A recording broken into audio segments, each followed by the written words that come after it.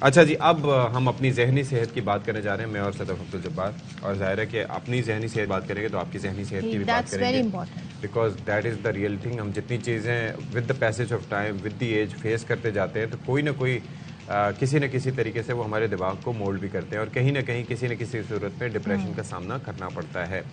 تو ایسے میں کیا کیا آج جی دنیا بھر میں ورلڈ مینٹل ہیلتھ ڈے منایا جا رہا ہے، اور ظاہر ہے اس دن کا مقصد اویئرنیس ہوتی ہے، اور خاص طور پہ بتایا گیا کہ دنیا میں ایک ارب افراد دماغ کے مختلف عارضوں کا شکار ہے، اور پاکستان میں تعداد 30 لاکھ سے تجاوز کر گئی ہے، اور ملک میں ہر تیسرا فرد کسی نہ کسی نفسیاتی مسائل کا شکار ہے. چاہے پہلے اسٹگما ہوتا تھا، اگر کوئی مینٹلی طور پہ ڈسٹرب ہے تو اس کو جی کہا جاتا تھا یہ اس کو کیور نہیں کیا جا سکتا، یہ پاگل ہے، اس طرح کے ورڈز یوز کیے جاتے تھے. لیکن ابے یار یہ نفسیاتی ہے، ہاں نفسیاتی، اور نفسیاتی کو پاگل اس طرح ان کو بتایا جاتا تھا. لیکن جی یہ بہت ایسے مسائل ہیں جن کا علاج بھی ہو سکتا ہے، کاؤنسلنگ بھی ہو سکتی ہے، تھراپی بھی ہو سکتی ہے.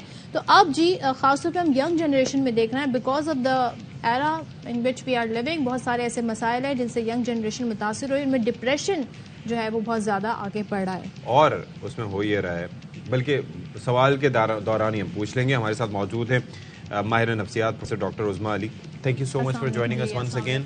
بھائی یہ مجھے بتائیں کہ یہ ڈپریشن بڑھتا جا رہا ہے، اور ایک تو چھوٹی عمر کے بچوں میں بھی اپنی اسٹڈیز کو لے کے جو پریشر ان کے اوپر ہوتا ہے اس کو لے کے، چھوٹی چھوٹی چیزوں کو لے کے، اگر وہ پب جی ٹائپ کے گیمز کھیل رہے ہیں اس کے اندر پرفارم نہ کرنے کے حوالے سے 10 طرح کی چیزوں کا پریشر ہوتا ہے، اور اس پہ وہ کسی بھی انتہا کو کراس کر جاتے ہیں. وجہ کیا ہے؟ دیکھیں وجہ تو پہلی تو چیز اسٹریس ہی ہے. آپ نے خود ہی بتا دیا کہ ہمارے معاشرے کے اندر جس طرح سے اکنامک اسٹریس ہے، فیملی کا اسٹریس ہے، کمپٹیشن ہے. بچوں کی بات کر رہے ہیں تو پیرنٹس جو ہے وہ کمپیٹ کر رہے ہوتے ہیں بڑے بچے کا چھوٹے بچے کے ساتھ. ایک نمبروں کی دوڑ ہے، اسپیشلی جو بچے جب یہ matric 9th 10th first year second year میں آتے ہیں، جب ان کو اپنا کیریئر جو ہے وہ سلیکٹ کرنا ہوتا ہے. اور پھر ہمارے یہاں کیریئر گائیڈنس نہیں ہے کہ کس فیلڈ میں جانا چاہیے، بچے کے اندر ایپٹیٹیوڈ کس چیز کا ہے، کون سی فیلڈ اس کے لیے بہتر ہے. آج کل اگر آپ دیکھیں تو ہمارے معاشرے میں through out the world globally بھی ہر فیلڈ کا اپنا اپنا ایک اسکوپ ہے. یعنی آپ کسی بھی فیلڈ میں چلے جائیں اس کا اسکوپ ہے اگر آپ پڑھائی کی طرف جا رہے ہوتے ہیں. لیکن وہ جو ہے کہ سارے بچے جی ڈاکٹرز بنے گئے، انجینئر بنے گئے. اب کمپیوٹرز کا آج کل بہت دور ہے، ہر بچے کو کمپیوٹر میں بھی جانا ہے. تو تھوڑا سا مائنڈ چینج ہوتا جا رہا ہے. اب ایسا نہیں ہے کہ بالکل نہیں ہو رہا. تو پیرنٹس کو اگر لگے کہ بچہ نہیں کسی چیز میں انٹرسٹ لے رہا تو اس سے بات کریں. اچھا، اور دوسری ایک اور چیز بھی ہے اسی کے اندر ایڈ کروں گا کہ اس وقت انفارمیشن کا جو انفلیکس ہے وہ بہت زیادہ ہے، اور والدین اور بچوں کے درمیان جو کنیکشن ہے وہ کم ہوتا جا رہا ہے، جس کے اوپر ڈسکس کر سکیں. یہی جب میں نے ابھی بات کی نا کہ پیرنٹس کو چاہیے کہ بچے سے بات کریں، اس کو دیکھیں کہ اس کو کس چیز میں مزہ آتا ہے، کیا چیز اس کو اچھی لگتی ہے، کس فیلڈ میں وہ اپنے فیوچر کو وہ کیسے دیکھتا ہے کہ فیوچر میں وہ کیا کرے گا، کس چیز میں اس کو لگ رہا ہے کہ وہ ایکسل کر سکتا ہے. تو اس میں پھر اگر اس کو پروفیشنل ہیلپ بھی لینے کی ضرورت پڑتی ہے کہیں پیرنٹس کو تو بھی کوئی حرج نہیں ہے. اسٹگما ہے. ایون کپل کاؤنسلنگ بھی لوگ نہیں کرتے، لوگوں کے اپنے ریلیشن شپ میاں بیوی کے تعلقات خراب ہو رہے ہیں، یہ کلچر ہی نہیں ہے. نہیں، اس میں بالکل آپ نے صحیح بات کی، اسٹگما ہے، لیکن اسٹگما کو ہمیں ڈی اسٹگما بھی کرنا ہے. بالکل ایسے ہی جیسے کہ ہم بخار ہو جاتے ہیں ہم ڈاکٹر کے پاس چلے جاتے ہیں، ڈائبٹیز ہو جاتی ہے ڈاکٹر کے پاس چلے جاتے ہیں، آئی کا پرابلم ہو جاتا ہے تو ڈاکٹر کے پاس چلے جاتے ہیں. اسی طرح سے ہماری مینٹل ہیلتھ بھی امپورٹنٹ ہے. ذہنی صحت جو ہے اس کے لیے، اپنی ویل بینگ کے لیے، اپنی بہتری کے لیے اگر ہم ماہر نفسیات کے پاس چلے جائیں گے تو اس میں کوئی حرج نہیں ہے. اچھا، اور ایک اور چیز بھی ہے، اس کے اندر دو چیزیں آ جاتی ہیں. پھر ایک تو یہ ہے کہ افورڈیبلٹی نمبر 1، کہ پاکستان میں کتنے لوگوں کے لیے اویلیبلٹی اور افورڈیبلٹی کا کانسیپٹ یہ ہے کہ چلو جو لوگ افورڈ کر سکتے ہیں. اور پھر دوسری چیز یہ آ جاتی ہے سیکریسی. دنیا بھر میں اس معاملے پہ بہت کام کیا جاتا ہے، قوانین بھی موجود ہیں. اور دوسرا یہ ہے کہ ایون عدالت بھی جب ان سے بلا کے پوچھتی ہے کسی کی ذہنی صحت سے متعلق تو وہ کافی سوچ بچار کے بعد وہ اس کے راز ریویل کرتے ہیں. ہمارے ہاں تو یہ ہے کہ ایٹ ٹائمز یہ ہوتا ہے کچھ لوگ پروفیشنلز بھی ہیں اور کچھ لوگ جو ہے کہ یہاں سے نکلے، ارے پتہ ہے ہمارے پاس وہ ہے کہ یہ وہ. اچھا، ایک تو جہاں سے افورڈیبلٹی کی بات کی ہے تو ہمارے کچھ ادارے ہیں جو گورنمنٹ کے ہیں جہاں پر بہت ہی منیمل چارجز کے ساتھ فری کاؤنسلنگ پرووائڈ کی جاتی ہے. اس میں institute of clinical psychology university of Karachi ہے، throughout Karachi, Sindh, interior سے بھی لوگ آ رہے ہوتے ہیں، جے پی ایم سی ہے، ادر ادارے بھی ہیں جو گورنمنٹ کے ہیں، وہاں پہ سروسز دی جاتی ہیں. اب وہاں پہ کاؤنسلنگ سینٹرز، ویلنس سینٹرز بن گئے ہیں جہاں پہ کاؤنسلنگ دی جا رہی ہے.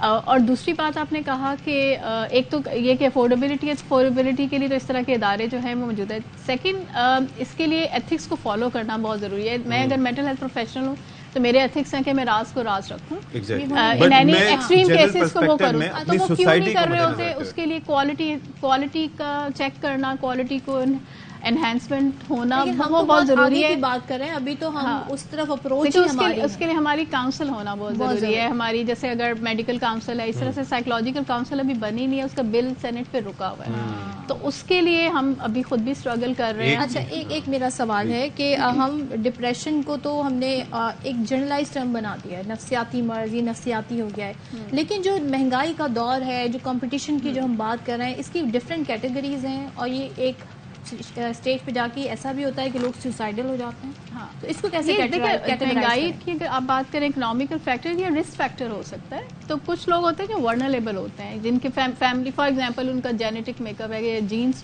کسی فیملی میں کسی کو تھا, جس کی وجہ سے فیملی میں چانسز ہیں کہ ڈپریشن آ سکتا ہے. پھر اس کی برین کیمسٹری ہے, اس کا ٹیمپرامنٹ ہے, یہ وہ چیزیں ہوتی ہیں جو اس کو ورنریبل کرتی ہے کہ وہ ڈپریشن میں جا سکتا ہے. تو ڈپریشن ایک نارمل چیز ہے, سب کو ہوتا ہے تھوڑا بہت, یعنی موڈ ہے, موڈ چینج ہو جاتا ہے. کبھی کبھار آپ کو کوئی چیز بری لگ جاتی ہے تو آپ تھوڑا سا لو فیل کرنے لگتے ہیں, لیکن ہر کوئی ڈپریسو ڈس آرڈر کی طرف نہیں جاتا ہے, اس کا پراپر ایک کرائیٹیریا ہے. بٹ از اٹ اوکے کوئی ہمیں اداس یا خاموش بیٹھا دکھ رہا ہے, ہم اس سے بات کریں گے کیا ریزن ہے.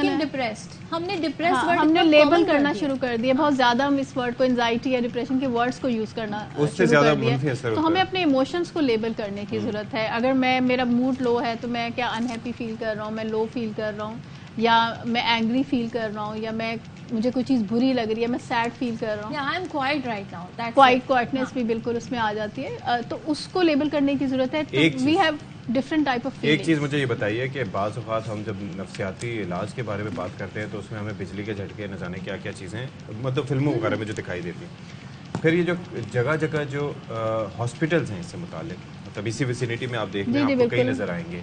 اچھا, ان کے پاس سے گزرتے ہوئے بھی ایک انیزینس فیل ہوتی ہے without any reason. That may not be a reason, that may not be a reason کہ جو وجہ کیوں ہے ایسا. اگر کوئی نفسیاتی اسپتال جا رہا ہے تو لوگوں کو پتہ چل جائے گا لوگ میرے بارے میں کیا سوچیں گے, لوگ مجھے ڈسکریمنیٹ کر دیں گے, علیحدہ کر دیں گے. یہ ایک فیئر ہوتا ہے جس کی وجہ سے لوگ اوائڈ کر رہے ہوتے ہیں.